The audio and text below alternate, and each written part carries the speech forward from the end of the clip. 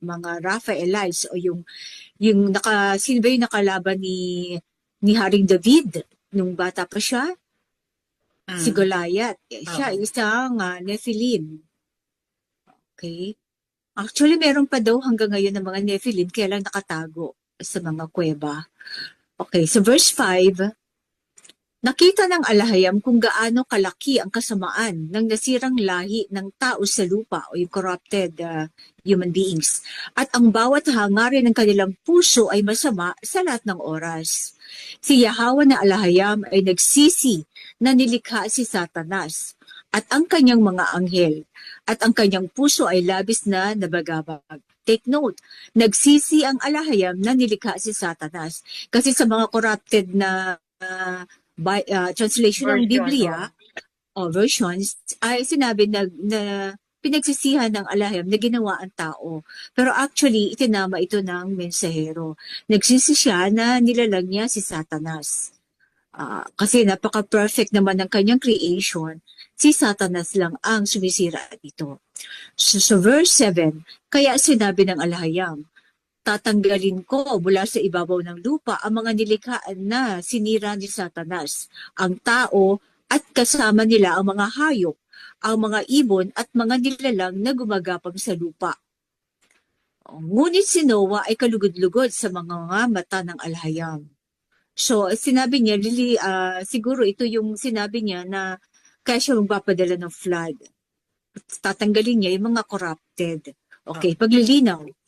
Ang kasamaan na binanggit dito ay inilalarawan sa aklat ng Jubilees bilang kawalan ng batas kung saan ang mga tao at mga hayop ay kapwa naging corrupted at nagsimulang kainin ng isa't isa at ang lupa ay natakpan ng dugo.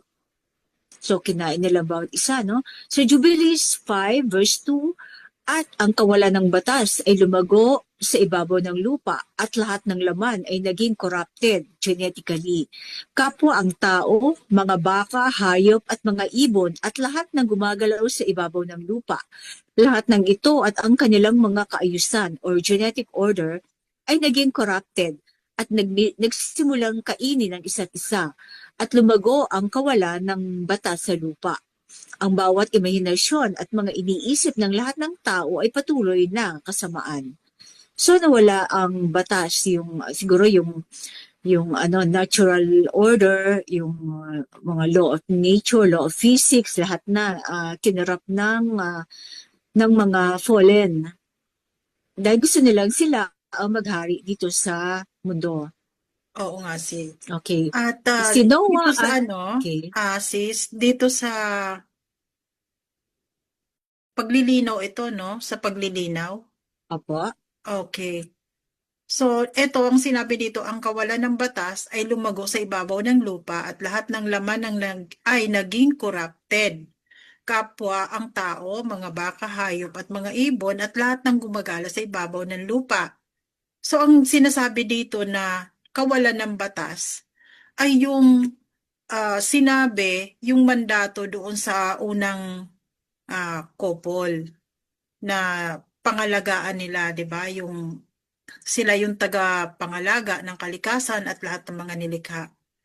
At binigyan sila ng mandato kung ano ang kanilang mga dapat gawin, ano ang kanilang mga kakainin. So that time wala pang mga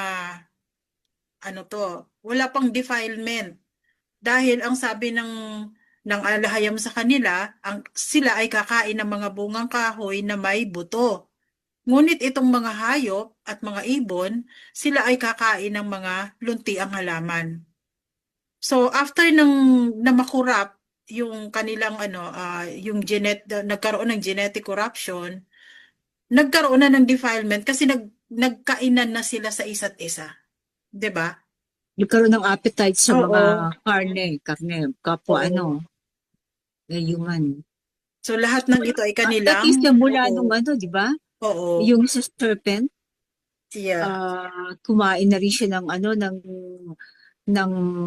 lupa. Sabi kakain ka muna ng lupa mula. oo, Ibig sabihin, yung mga nag-create mula sa lupa, yung flesh, animal flesh, and human flesh. oo. Saka siguro yung DNA corruption na nangyayari hanggang ngayon. Di Mm. ba yung mga pagkain natin, genetically modified na, kinokorap. Oo. Yung Oo. dinudumihan ng ating mga tubig, katubigan. Mm. Nag-spray ng mga chemicals sa sa kalawakan. So, yan ang mga ginagawa ng mga dahil sa pagbagsak ng mga fallen angels, kinurap nila ang ah, patuloy na kinokorap. Ngayon Even, pati oo. mental corruption, mga kabataan natin na corrupt na ng ng mga social media, maaring ng mga pinagbabawal na gamot, na mga alcohol, napapanood nila, mga pornografiya, yan. Lahat ng aspeto ng buhay natin ay nakorap na. Ibig sa mga kasuotan natin na nakakapagpababa ng ating nakakaagaw ng energy ng ating katawan, yung mga synthetic fiber, Oo. ating mga pagkain na nakakasira, nakaka-cancer, nagkakos ng cancer, di ba? So, mas Yung mga pinalala repacked ang foods korupsyon. na Oo, sis. Mas pinalala ang korupsyon sa panahon natin ngayon. oo, natanggap ng ng mundo kasi convenient. Oo. Diba? Hindi na sila magtatanim, convenient na lang. 3D printing ng ng karne, pati karne fake na. Oo. So, iyon ang mandato ng ng mga tunay na tao ay pangalagaan, ibalik sa natural order yung sinauna. Yun ay mandato din niya ng ng mensahero na ibabalik niya sa Mm. nga ba yung nasa ibabalik niya ang natural order, yung order nung sinauna, 'di ba? Oo. Kasama yun sa niya, sa mandato. So, Buti siguro na lang bago di natin, tayo ano, oo. na warningan Kasi, tayo oo. against pag sa ayun na nga lang pag Mm. yung sa V, no? Oo. So, bago Yung natin ituloy, genetically. sis, i-play ko lang itong yung video ng mensahero na tumutukoy dito sa pagkakurap ng lahi ng unang Sige sis, sige sis. Mongol. Oh,